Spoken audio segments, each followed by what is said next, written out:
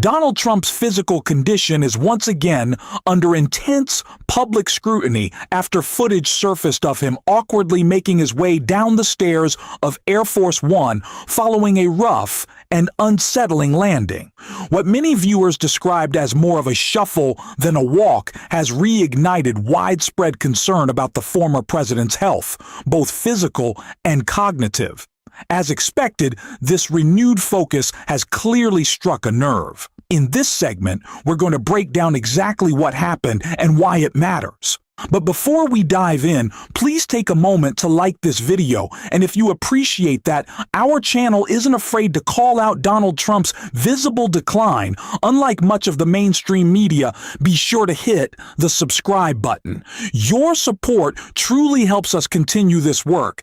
Now, before we analyze Trump's apparent difficulty navigating the Air Force One stairs after what many are calling a disastrous landing, it's important to note that this wasn't an isolated incident. MSNBC's Lawrence O'Donnell recently laid out why this pattern can no longer be ignored and why the mainstream media must finally address Trump's ongoing decline. His analysis provides crucial context, and we'll start there. And we now have a number for it. 39%. That is the measure of Donald Trump's physical decline since his first time in the White House. 39%. In an article published tonight by the New York Times, Katie Rogers and Dylan Friedman report under the headline, "Shorter Days, Signs of Fatigue, Trump Faces Realities of Aging in Office." The Times has documented the newly abbreviated schedule for the struggling 79-year-old man.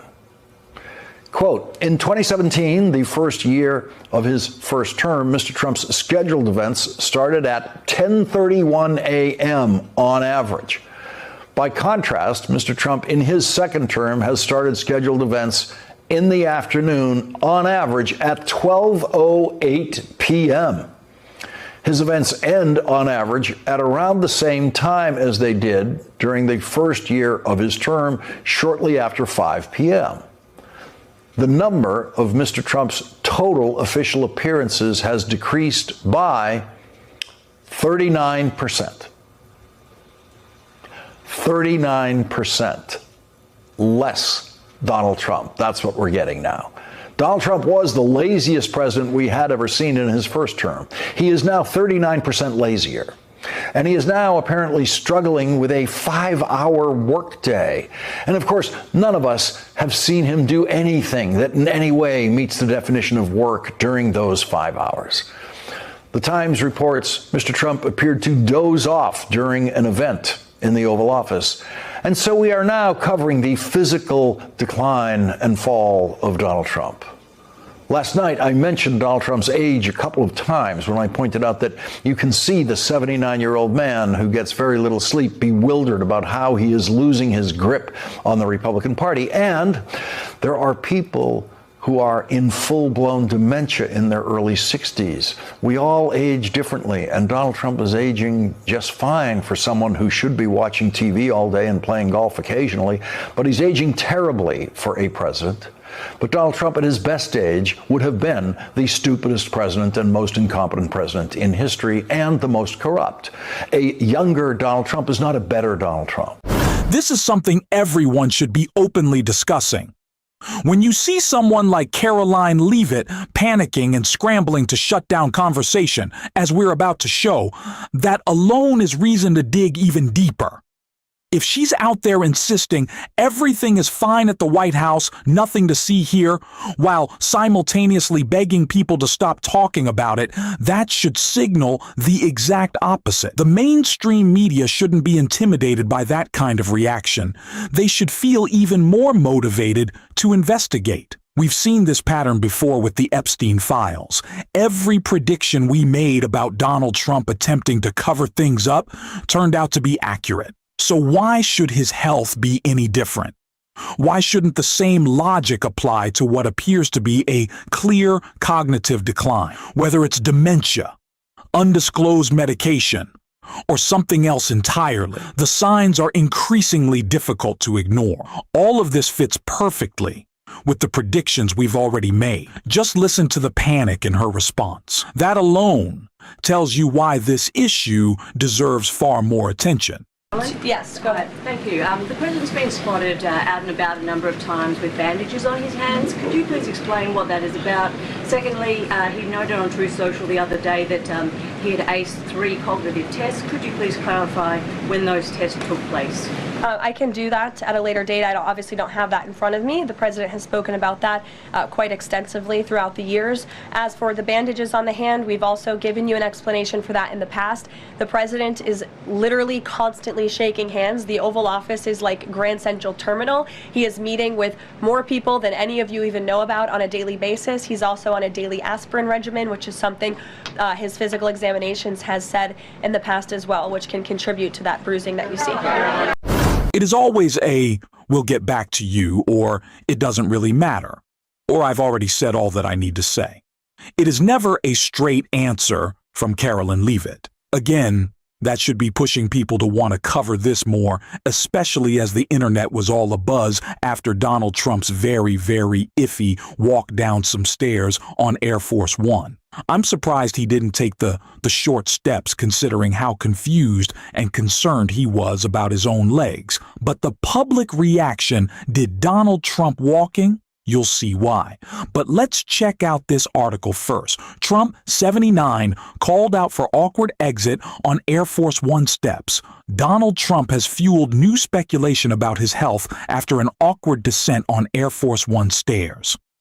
A video of the 79-year-old president exiting the plane at Palm Beach International Airport on Saturday morning, posted by MAGA influencers, has drawn attention online for Trump's odd hand movement and slow, careful descent.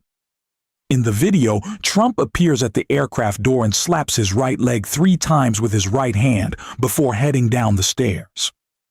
He cautiously navigates the steps while gripping tightly onto the railing, taking about 18 seconds to reach the bottom of the short staircase. He then plops into the beast, the heavily armored presidential car, where he is seen, of course, drinking what appears to be Diet Coke. Trump is spending Christmas at Mar-a-Lago. Critics online were quick to note the president's apparent frailty, in particular leg slapping. Tapping that leg to make sure it works going down. One ex-user commented.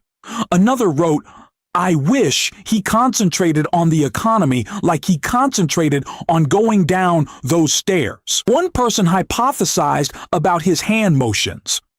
It is not his leg he is touching, but he is trying to get life back into his hand. The elderly president's supporters defended him, however, with many pointing out that Trump had just wrapped up a long day, including a rally in Rocky Mount, North Carolina.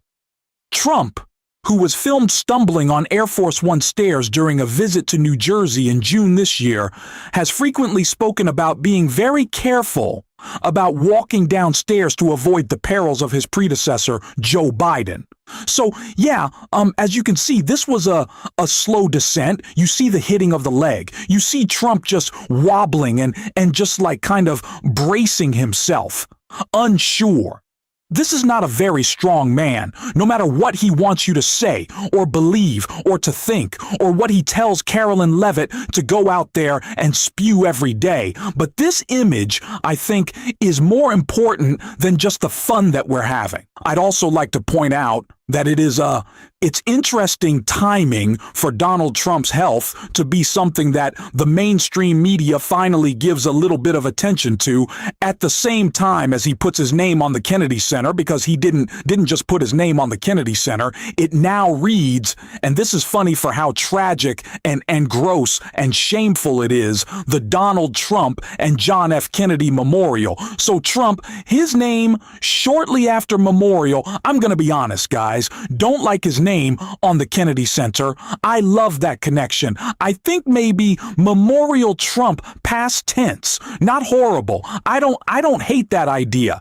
Keep having those Diet Cokes. Maybe switch to regular Coke. Is there a version of Coke where it's more fat and more like artery clogging? I probably shouldn't say that. I go through about 2 cans of Coke a day, and I have kidney stones chronically. So maybe I should look at my own health. Maybe I should revisit that as I'm clutching my right flank. I should think about myself. But I don't hate that. I don't hate the idea. I think it sounds pretty good. This is obviously a man who is very weak, though. And he is not just weak physically, he is weak politically. I think it's something that we should, as Democrats and, someone who talks about progressive politics all day, really play into. Donald Trump isn't just breaking his promises. He's not just unable to govern. He can't govern himself. It's like the Republican Party right now. Mike Johnson saying, "I haven't lost control of the House." One of the greatest admissions possible that you have lost control of the House is again the nail in the coffin of what we have seen for 4 years almost of this map of Congress. These people cannot govern themselves. They should not be in charge of anything. They don't know how to run government. They don't care to run government. They don't actually like it. That's what's so important.